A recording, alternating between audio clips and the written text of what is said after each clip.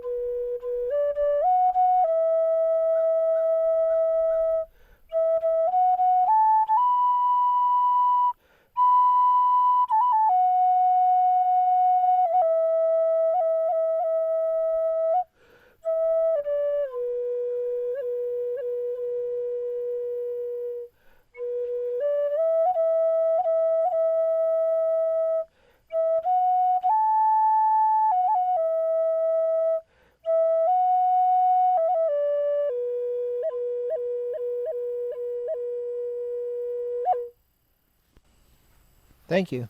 Beautiful. Thank you. Is that a flute that you made?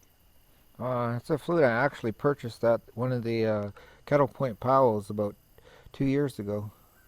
All I had was a moose antler and $100 bill, and another vendor was selling it, and we made a trade. And it's made from the burl knots that grow on the side of the tree. Wow. And it's brought me a lot of peace and happiness. And it also teaches me to meditate and think calmly while I'm playing and control my breathing. Thank you. You're welcome. Thank you. So, this painting is one of Red's most recent paintings called The Last Supper. And this is a painting that we have purchased for our church. And we thought it very fitting to interview Red and to have him talk a little bit about this painting. For example, what inspired you to paint the Red Supper, the Last Supper?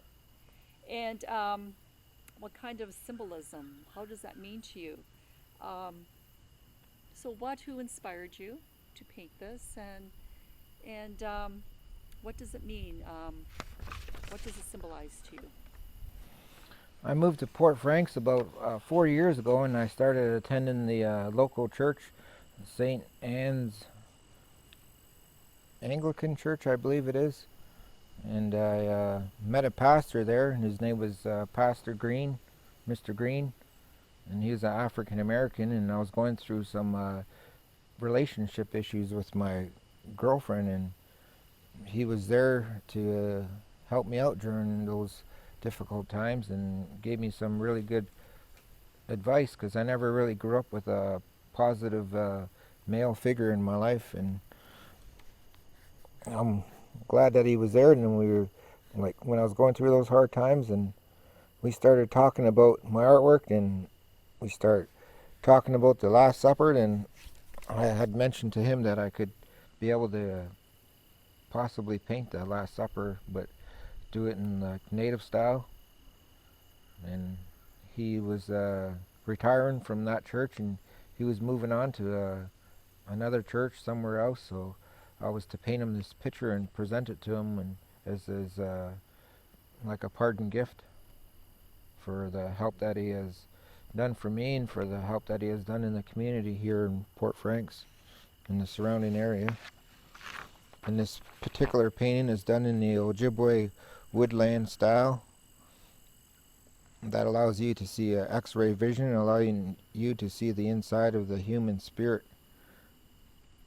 The Ojibwe woodland style come from ancient pictographs in the surrounding areas of upper and northern Canada along the rivers and streams. And Jesus said, I am the light of the world, that whosoever believeth in me should not perish but have everlasting life. And the woman on his left there, that's Mary Magdalene, one of his followers. And this one here, all in white, that's the Holy Ghost. And this guy here at the end, he has a turkey feather in his hair. That's Judas, the one who betrayed Jesus for 30 pieces of silver. And the rest of them, they have eagle feathers in their hair, and those are Jesus's disciples. And those eagle feathers are a representation of honesty and truth in the teachings of Christ. In Ojibwe culture, we honor the eagle, so we wear the eagle feather on our clothes or in our hair to remember the eagle, and because the eagle is a symbol of messenger and hope. And I put the sun behind Jesus there because he is the light of the world, and he shines that goodness. And they're having pieces of bread there and drinking wine. And I put a symbol there at the end there. There's like a bird there, a white dove, with an olive branch in his mouth, symbol of peace on earth. And this painting here took me about a month to do, and I really enjoyed working on it. And I love all the vibrant and bright colors in it. Just trying to bring everything to life. and I like the nice blue background too. Hmm. So what does it mean to you? Has it affected you in a personal way when you were painting this? Well, I thought about my grandmother a lot. Her name was Gladys, and as a child, I grew up around my grandmother a lot. She kind of favored me because I had red hair, and my grandmother, she also had red hair in her younger days. And my grandmother, she was a Sunday school teacher at the local church, Anglican, Hmm. and that's where I learned all the stories from in the Bible. It was from my grandmother. She was a Sunday school teacher, and she taught me about Daniel in the lion's den and Hmm. Noah's Ark, and how Jesus fed 500 people with a little bit of fish and bread, and Jonah and the whale, Hmm. and Joseph in his coat of many colors. That was one of my favorite stories. So you remember those stories quite well yet? Yeah, and David and Goliath. Yes. Yeah, and she would bring me to a lot of prayer meetings and camp meetings when I was about 9 and 10 years old. Okay. So I heard like a lot of gospel music too. Hmm. And so working on this too, I also listened to a variety of gospel songs. So it's become very personal to you. Yes, it has. Yeah. I've kind of done it in the spirit of my grandmother too, and a Hmm. good way to honor her and remember her. Hmm. Thank you.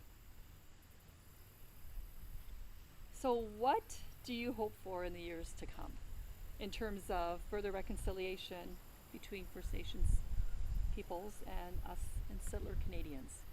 Do you have any hopes in the years to come? Mm.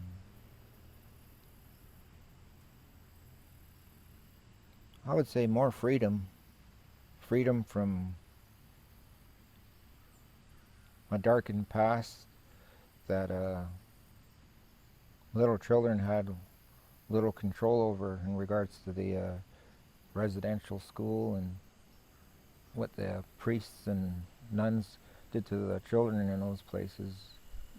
Hmm. And I pray that they be free from those darkened memories and let go of the anger that attaches itself to it, so they can learn to love themselves as God has loved the world, Hmm. and to truly have forgiveness in their hearts for the people who have done them wrong, and to learn how to make things better as part of that reconciliation, and how to live with the settlers or European people upon Turtle Island and treat each other as brothers and sisters. And I see you painting this too, probably as a part of that reconciliation as well, that we can have with one another, you engaging in this painting. Yes, and I'm honored to share that with the rest of the world. Hmm. Well, thank you for sharing your gift of painting with us and your gift of sharing, Red. I really appreciate that you took the time. Is there anything else you want to say before we close off, or? I do believe that there was a man named Jesus who walked the earth at one time and performed many miracles, and the teachings of Christ, the original teachings of Christ, were about peace and love, and that's something that he was willing to die for by being crucified. And one more thing that my grandmother taught me when I was little, she said that